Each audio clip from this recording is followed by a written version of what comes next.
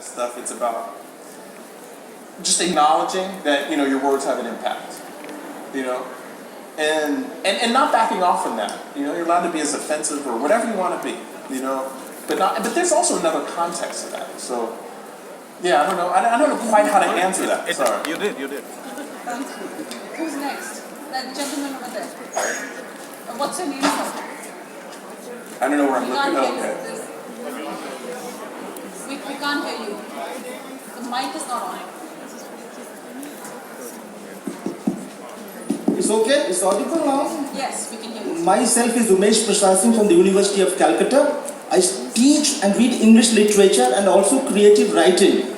After reading your book with rapt attention, I have come across a certain figures, that is levels. There were discussions on levels. Levels means nothing. It is the streams of consciousness. It is the streams of consciousness technique and the referential textuality which you have mentioned in your book with respect to collective guilt. I want to have the clarification on that particular fundamental phenomena. Yeah. I mean, I think part of it comes from I can speak from my perspective, being a black male in the States, is that you always feel like you're a representative of something bigger. So that gets very exhausting. And then what also comes with that is, I remember I was in college and these two guys had gotten to a big argument, turned public, and another black kid said to me, he goes, "I am so embarrassed." And I went, "Why are you so embarrassed?" Like, that has nothing to do with you. You can't let someone else's perception of how you should or shouldn't be.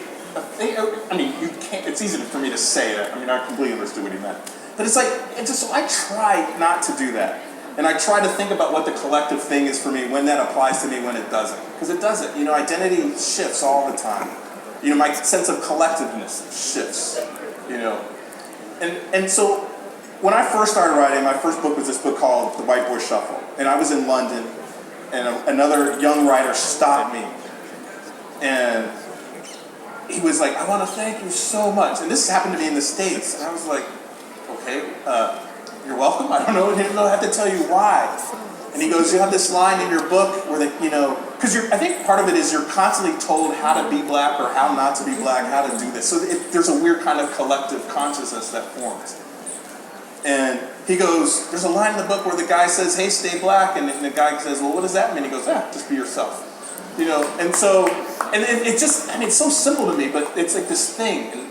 And I was just in London not so long ago, and a guy was saying to me, "Well, yeah, I feel," another black writer, he said, "I feel like it's my job to educate white people and do this." And I was like, "Well, I'm glad you have that job, because I don't fucking want it." And it's this thing about like who you're, and it just, and so, my wife, she always talks about, because this thing is like a thing I get asked a lot. You haven't asked it, thank goodness. Is who's your audience? Who's your audience? And it's not something I think about very much.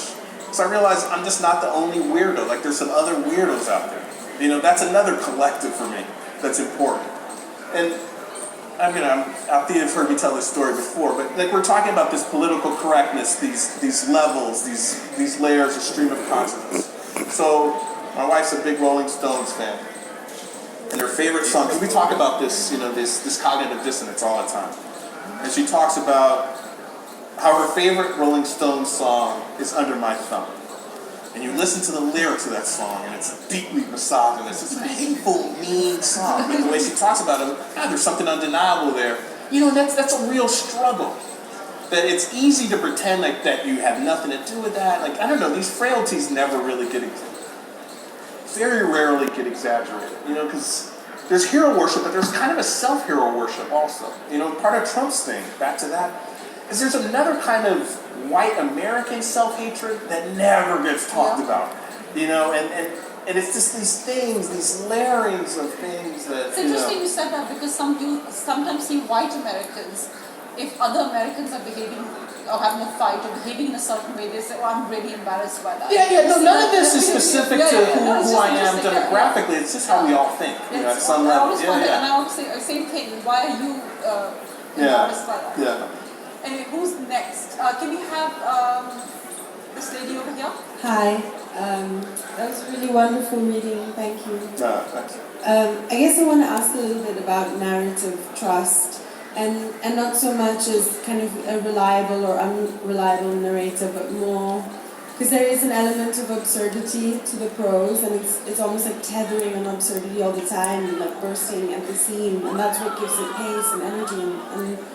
And I wonder, and this might be a tenuous link, what it means to craft that kind of narrative trust where the reader is willing to go along wherever you're taking them at a time when identity, or like crafting identity or identity politics are in such a flux too. And it kept making me think about kind of this Foucault's prediction of identity being the future currency of politics. Yeah.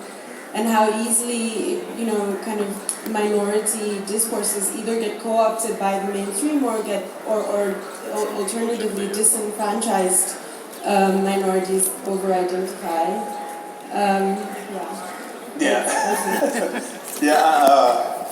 I don't think I can answer that question as eruditely as you've asked it, but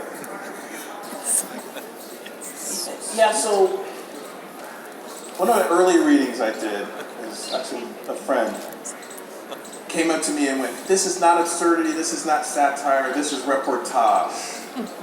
And that made me so happy in a weird way. Because I think often we're not always willing to accept how absurd people's lives are, so that's hard to do. So in terms of this book, so the community is set in this little small place, this little whatever an American inner city ghetto is, but it's an agricultural setting. And so that's actually based on a real place in Los Angeles. That's not like the book, but it's a place where you drive through and you see people on horseback riding right into the store, or you turn the corner, there's 100 chickens in the street, people graze their goats, in the middle of LA. So it's a weird little thing that nobody knows about. And so I'm trying to write that out. And that's like, how do I get this to read funny, absurd, and real at the same time? And it just takes time. It was the hardest thing to do. So it took me like literally 2 years to find the tone of it. And so for me, part of that is, what do I label and what don't I label? So there's certain names I don't use in the book. And then so people come up to me and goes, "That's supposed to be so-and-so, that's supposed to be so-and-so." Half the time they're wrong. Every now and then somebody's right. But it's because I don't want people to be specific about that, to tell me how that's not real or how this is, so. You barely use the name of your main character. Absolutely. And then so it's, so part of the absurdity is just really writing with that confidence. This is what this world is, And so for me, it took me a long time to convince my own self of that. It took a while, And it's, it's all memory. I know there's this panel that's happening for me, which is so important about memory and fiction. It's crazy, but the kernel usually is in there, Because that way you can set your memory in any time, in any place. Because it's based on these things that we're talking about that are sort of, let's say, common ground, at some level. And I don't have a more concrete way of talking about it. But it's part of it is writing with the confidence of, this is what this world is, And, it's like, how open do you leave the door open for interpretation, Yeah. I think we have time for one, possibly two more questions. Gentleman over here. Hi Paul, I just love the book. The question is that while writing the book, is there like any way a classic of American literature, The Killer Mockingbird, Atticus haunted you? The Killer Mockingbird haunted me? Yeah.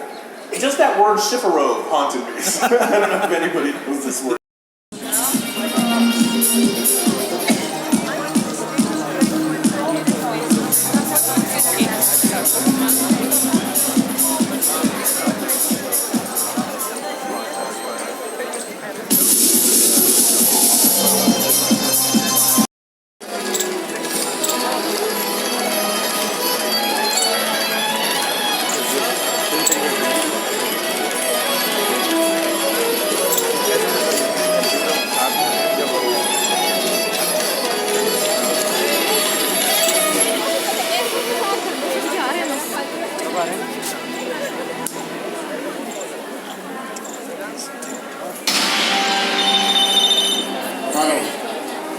es Mario, de la cárcel. ¿Cuál Mario? El de La Plata. ¿No? Es que yo lo voy a enseñar que nos respete.